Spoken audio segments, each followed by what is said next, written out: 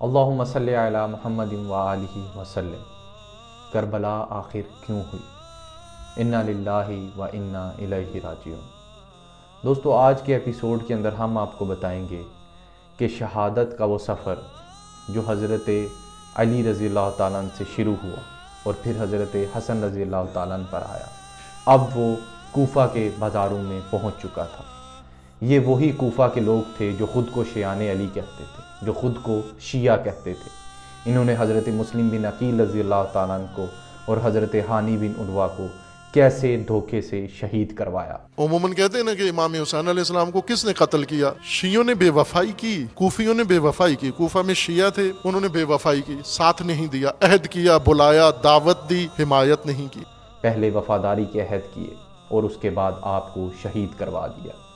اس پورے ایپیسوڈ کے اندر اس شہادت کے واقعے کا ذکر کیا جائے گا، تو ہمارے ساتھ رہیے۔ آئیے شروع کرتے ہیں۔ پچھلے ایپیسوڈ کے اندر ہم نے حضرت عبدالمطلب رضی اللہ تعالیٰ عنہ سے سفر کو شروع کیا اور پھر حضور صلی اللہ علیہ وآلہ وسلم کی زندگی سے ہوتا خلفائے راشدین پر آیا، اس کے بعد مولا کائنات امام حسن رضی اللہ تعالیٰ عنہ کی سلو اور اس کے بعد حضرت امام حسین رضی اللہ تعالیٰ عنہ کی بیعت کے معاملے پر آ کر اس کا اختتام ہوا۔ اب اس کے بعد ہم آپ کو بتائیں گے کہ جب امام حسین نے مکہ سے اپنا سفر کوفہ کی طرف شروع کیا، کوفیوں کی طرف سے جو شیعہ تھے جنہوں نے خط لکھے تھے، ان خطوں کی وجہ سے جو آپ نے سفر شروع کیا وہ کہاں تک پہنچا۔ حضرت مسلم بن عقیل رضی اللہ تعالیٰ عنہ خانوادہ رسول کا ایک حصہ تھے، آپ اہل بیت میں سے تھے اور آپ حضرت امام حسین علیہ السلام کے بھائی تھے۔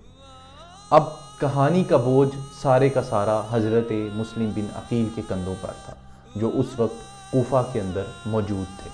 یہاں میں آپ کو یہ بتاتا چلوں کہ حضرت مسلم بن عقیل حضرت امام حسین کے خونی بھائی نہیں تھے، بلکہ وہ آپ کے چچا زاد بھائی تھے۔ جب آپ نے اپنا کوفہ کا سفر شروع کیا تو اس وقت بہت سی زیادہ سخت معاملات پیش آئے۔ حضرت مسلم بن عقیل کے ساتھ دو رہبر موجود تھے جو آپ کی رہنمائی کر رہے تھے۔ راستہ اتنا کٹھن تھا کہ وہ راستے میں بھٹک گئے اور پیاس سے اپنی جان سے ہاتھ دھو بیٹھے۔ حضرت مسلم بن عقیل نے امام حسین علیہ السلام کو خط لکھا اور راستے کی سختی کے بارے میں آگہی دی، لیکن آپ کا جواب یہ تھا کہ ہمت مت ہاریں اور اپنا سفر جاری رکھیں۔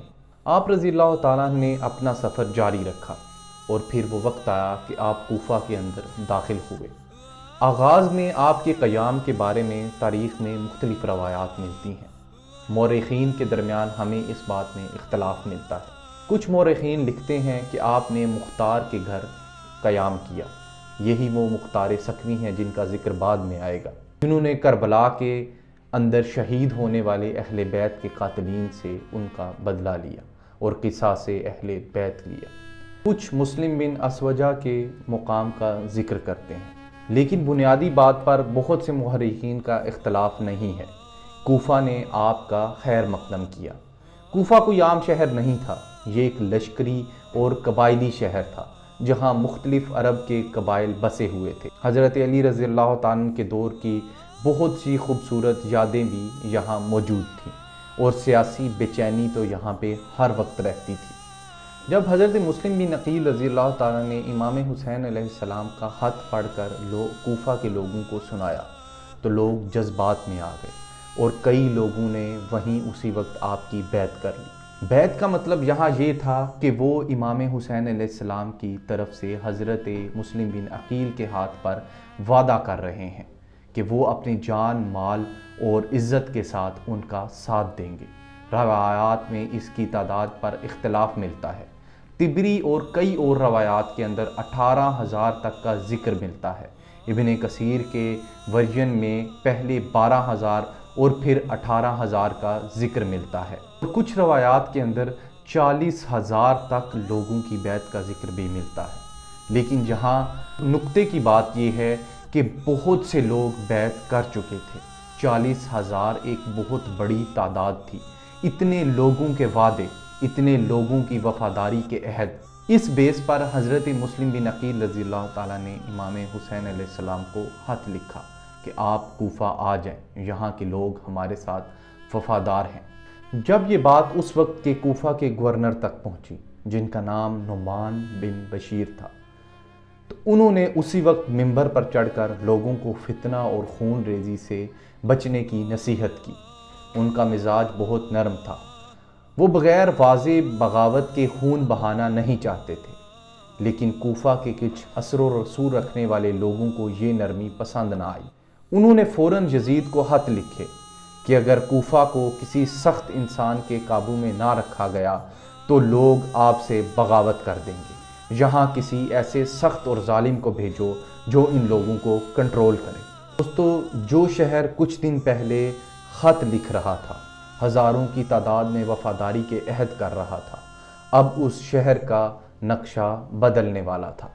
یزید کو جب یہ خبر ملی تو اس نے کوفہ کی ذمہ داری عبید اللہ ابن زیاد کو دے دی۔ یہ وہی آدمی تھا جو بصرہ میں سختی اور نہایت ہی ظالمانہ سیاست کرنے کے بارے میں مشہور تھا۔ جب وہ کوفہ میں گھسا تو اس کا چہرہ ڈھکا ہوا تھا۔ روایات میں آتا ہے کہ لوگوں نے اسے دیکھ کر سمجھا کہ شاید امام حسین علیہ السلام آ گئے ہیں۔ دیکھو، ایک سور شہر میں داخل ہو رہا ہے، چہرہ ڈھاکا ہوا ہے۔ کیا یہ حسین ابن علی ہیں؟ اللہ اکبر، شاید امام حسین کوفہ پہنچ گئے۔ لوگ خوش ہوئے، سلام کیا، مرحبا کہا، لیکن جب سچ کھلا تو شہر پر ایک عجیب سی دہشت چھا گئی۔ عبید اللہ ابن زیاد نے آتے ہی نعمان بن بشیر کو معزول کیا اور قصر عمارہ کو سنبھالا، لوگوں کو جمع کیا اور ایک ایسا خطبہ دیا جس میں اس نے بتایا کہ جو لوگ اطاعت کریں گے ان کے لیے انعامات ہیں اور جو مخالفت کریں گے ان کے لیے سخت ترین سزا ہے۔ پھر اس نے لوگوں کو مجبور کیا اور ان کو کہا کہ یزید کی بیعت کرو۔ اسی لمحے کوفہ کی فضا مکمل طور پر بدل گئی۔ اب جو لوگ آپ کے ساتھ وفادار تھے وہ خاموش ہو گئے، وہ دیواروں کو بھی دیکھ کر باتیں کرنے لگے۔ حضرت مسلم بن عقیل رضی اللہ تعالیٰ نے جب صورتحال کو دیکھا تو آپ نے فوراً اپنی جگہ بدلی اور آپ حضرت ہانی بن عدوہ رضی اللہ تعالیٰ کے گھر جا کر پناہ گزین ہوئے۔ ہانی رضی اللہ تعالیٰ کوفہ کے قابل بزرگ اور معزز شخص تھے۔ ان کا گھر بہت ہی زیادہ محفوظ سمجھا جاتا تھا۔ یہیں سے چپکے ملاقاتوں کا سلسلہ شروع ہوا، یہیں سے مال جمع کیا جاتا، اسلحہ لیا جاتا اور لوگوں کے ساتھ گفتگو کی جاتی۔ ادھر عبید اللہ ابن زیاد نے بھی اپنے پتے پھینک دیے۔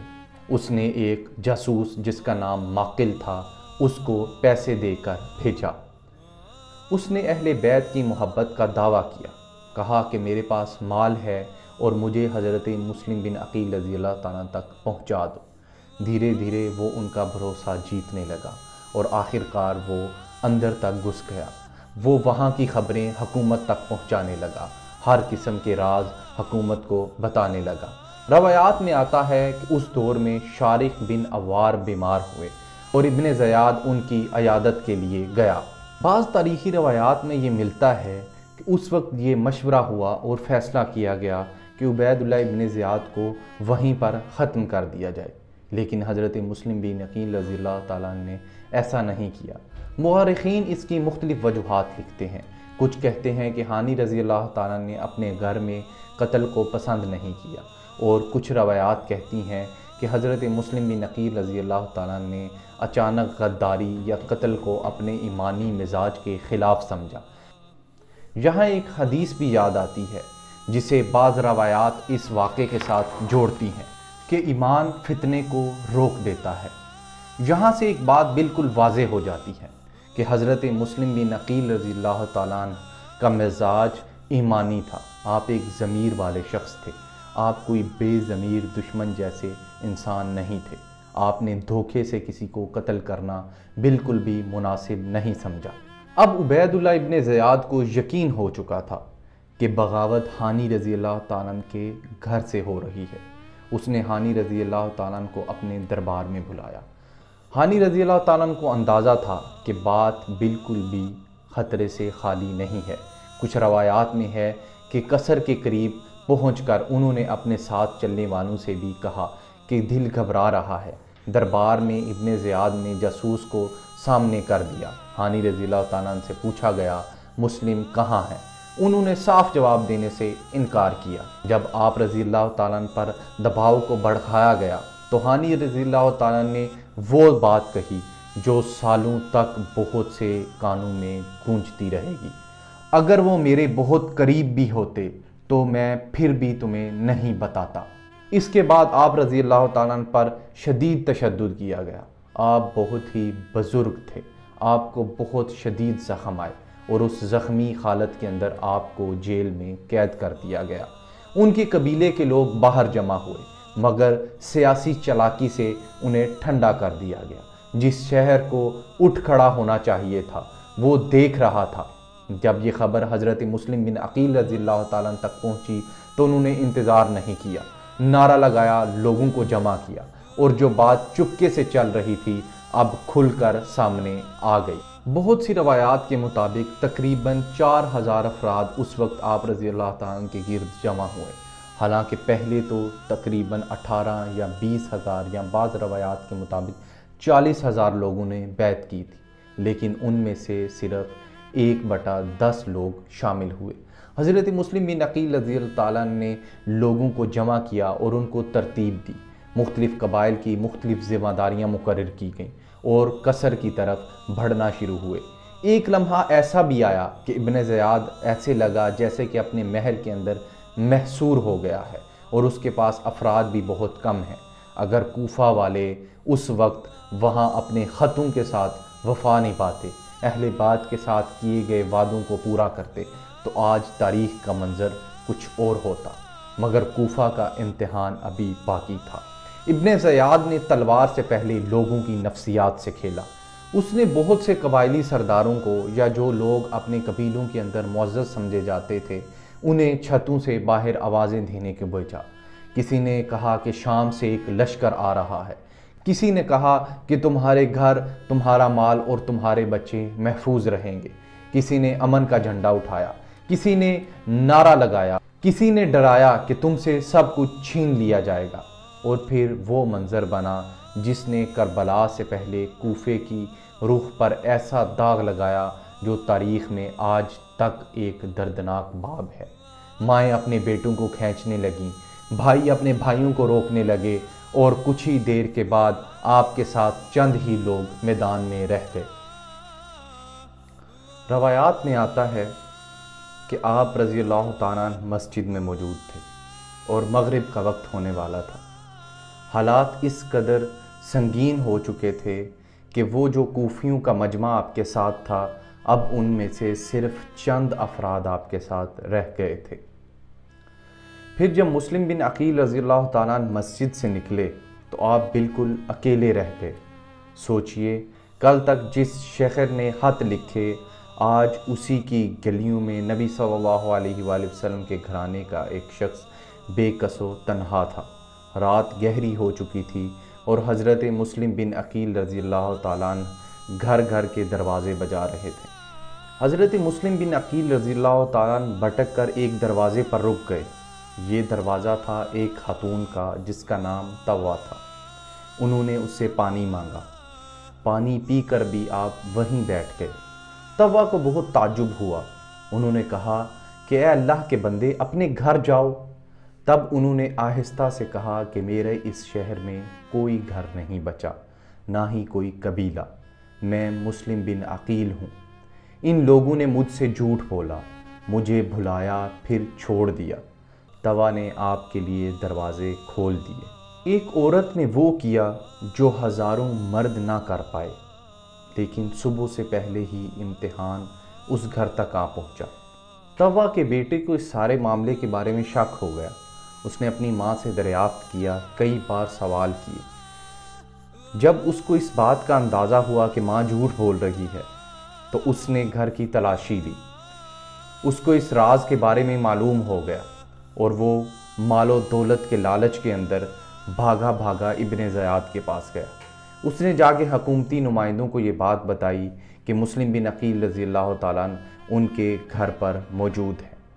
اب دوستو، یہاں سے وہ دردناک سفر شروع ہونے والا ہے جس سے آپ کے دل دہل جائیں گے۔ ابن زیاد نے اپنے لشکر کو فوراً حکم دیا کہ جاؤ اور مسلم کو پکڑ کر لاؤ۔ روایات میں یہ بات ملتی ہے کہ جو لوگ حضرت مسلم بن عقیل کو گرفتار کرنے گئے ان کی تعداد تقریباً 70 سے 80 تھی۔ جب یہ لوگ طوا کے گھر کے قریب پہنچے تو آپ کو اس چیز کی خبر ہو گئی۔ انہوں نے گھر کا محاصرہ کیا اور حضرت مسلم بن عقیل رضی اللہ تعالیٰ عنہ کو پکارا کہ آپ اپنی گرفتاری دے دیں، آپ کو جان کی امان دی جائے گی۔ لیکن آپ اس گھرانے سے تھے جس کے اندر شیر خدا جیسے لوگ موجود تھے۔ آپ نے اپنی تلوار لی اور شیر کی طرح دھاڑتے ہوئے گھر سے باہر نکلے۔ آپ رضی اللہ تعالیٰ عنہ نے بڑی بہادری کے ساتھ ان کا مقابلہ کیا۔ آپ پوری طاقت کے ساتھ ان کے اوپر تلوار لہراتے اور ان کو پیچھے دھکیلتے گئے۔ اتنے زیادہ تعداد میں لوگوں نے جب آپ پر حملہ کیا تو آپ کے جسم کے اوپر بہت سارے تلواروں کے زخم لگ گئے۔ آپ کے سامنے کے دندان زخمی ہوئے اور آپ خون سے لت پت ان گلیوں کے اندر چلنے لگے۔ کوفیوں نے آپ کے اوپر پتھراؤ کرنا شروع کر دیا۔ گھروں کے اوپر سے آپ پر لکڑیاں برسائی گئیں، آپ پر آگ پھینکی گئی۔ جب آپ لہو لہان ہو کر اپنے جسم کی تھکان سے بوجھل ہوئے تو آپ ایک جگہ دیوار کے ساتھ لگ کر بیٹھ گئے۔ اتنے میں آپ کو وہاں سے گرفتار کر لیا گیا۔ آپ پیاس سے شدید نڈھال ہو چکے تھے۔ محمد بن الاسد کی طرف سے امان کا وعدہ کیا گیا۔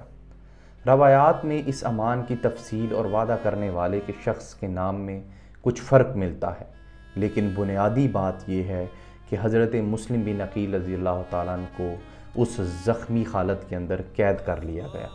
جب ان سے ان کی تلوار لی گئی تو آپ کی آنکھوں میں آنسو آ گئے اور آپ رونے لگے۔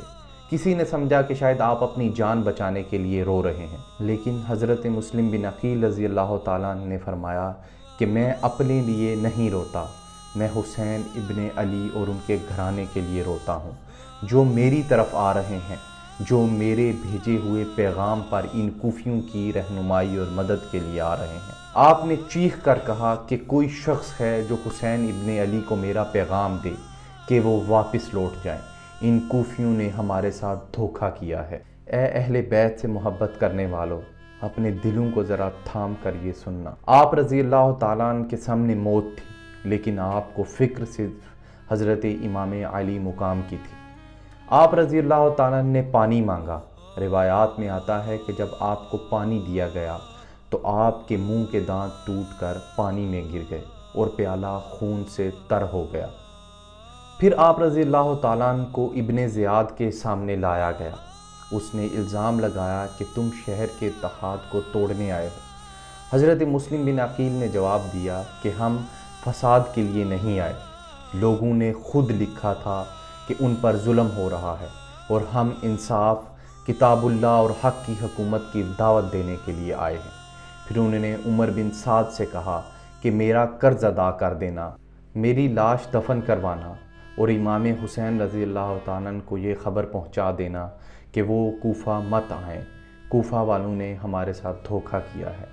اور اب وہ وقت قریب آ چکا تھا جب آپ رضی اللہ تعالیٰ عنہ شہادت کا جام نوش کرنے والے تھے۔ اکثر مورخین کے مطابق ذی الحج کا مہینہ تھا اور 60 ہجری کا سال تھا۔ تاریخ میں اختلاف ملتا ہے کہ 8 یا 9 ذی الحج کا دن تھا۔ حضرت مسلم بن عقیل رضی اللہ تعالیٰ عنہ کو قصر عمارہ کی چھت پر لے جایا گیا۔ آپ اللہ اکبر کہتے رہے، استغفار کرتے رہے اور دعا کی کہ اے اللہ ہمارے اور ان لوگوں کے درمیان فیصلہ فرما جنہوں نے ہمیں بھلایا، ہم سے جھوٹ بولا اور پھر ہمیں تنہا چھوڑ دیا۔ پھر آپ کو شہید کر دیا گیا۔ انا للہ و انا الیہ راجعون۔ روایات کے مطابق یہ بیان ملتا ہے کہ آپ رضی اللہ تعالیٰ عنہ کے جسم کو قصر عمارہ کی چھت سے نیچے پھینک دیا گیا۔ آپ کے جسم کی ہڈیاں ٹوٹ گئیں۔ اس کے بعد حضرت ہانی بن عروہ رضی اللہ تعالیٰ عنہ کو بھی بے دردی کے ساتھ شہید کر دیا گیا۔ کوفہ کی مٹی نے 2 وفادار جسموں کو بے دردی کے ساتھ سرزمین شام کے اندر شہید کر دیا۔ لیکن دوستو، کہانی یہاں ختم نہیں ہوتی۔ امام حسین رضی اللہ تعالیٰ عنہ مکہ سے چل چکے تھے، کیونکہ ان تک حضرت مسلم بن عقیل رضی اللہ تعالیٰ عنہ کا خط پہنچ چکا تھا۔ رستے میں آپ تک یہ پیغام پہنچا کہ کوفہ والوں نے حضرت مسلم بن عقیل سے غداری کی ہے اور عبید اللہ ابن زیاد نے آپ کو شہید کر دیا ہے۔ تاریخی روایات کے مطابق حضرت مسلم بن عقیل رضی اللہ تعالیٰ عنہ کا بھیجا ہوا پیغام اور پھر آپ کی شہادت کی خبر حضرت امام حسین رضی اللہ تعالیٰ عنہ کے سفر کو نہیں روک پائی۔ آپ کو زبیلہ کے مقام کے قریب آپ کی شہادت کی خبر ملی۔ آپ رضی اللہ تعالیٰ عنہ نے جب یہ خبر سنی تو آپ شدید غم کی حالت میں چلے گئے، لیکن آپ نے اپنا سفر وہیں نہیں روکا۔ دوستو، یہ ایک سفیر کی کہانی نہیں ہے، یہ ایک اس بھائی کی کہانی ہے جس نے اپنے بھائی کے مشن کے لیے خون دے دیا۔ حضرت امام علی مقام کا سفر اب شروع ہو چکا تھا اور یہ سفر کربلا تک پہنچنا تھا۔ یہاں پر ایک بات آپ کو بتاتا چلوں کہ حضرت مسلم بن عقیل رضی اللہ تعالیٰ عنہ کے ساتھ ان کے 2 بیٹے بھی موجود تھے، ابراہیم اور محمد۔ ان کی شہادت کی کہانی بھی بہت دردناک ہے۔ جب آپ کو شہید کر دیا گیا تو وہ دونوں بچے لاوارث بے یار و مددگار کوفہ کی گلیوں میں گھومنے لگے۔ ابن زیاد نے یہ منادی دی کہ جو شخص ان کو شہید کرے گا، جو شخص ان کو مردہ یا زندہ حالت میں میرے پاس لائے گا، میں اس کو ہیرے جواہرات کے اندر تول دوں گا۔ ایک شخص جو اہل بیت سے محبت رکھتا تھا، اس نے ان بچوں کو بتایا کہ ابھی ابھی ایک قافلہ یہاں سے مدینہ کی طرف روانہ ہوا ہے، تم دونوں اس قافلے کے پیچھے بھاگ جاؤ۔ دوستو، آج کے ایپیسوڈ کو ہم یہیں پہ ختم کرتے ہیں۔ اگلے ایپیسوڈ میں ہم آپ کو دکھائیں گے کہ امام حسین رضی اللہ تعالیٰ عنہ کو یہ خبر ملنے کے بعد سفر کا رنگ کیسے بدلا، اور کوفہ کے رستے پر جو قافلہ جا رہا تھا آخر کیا وہ کوفہ پہنچ سکا یا نہیں۔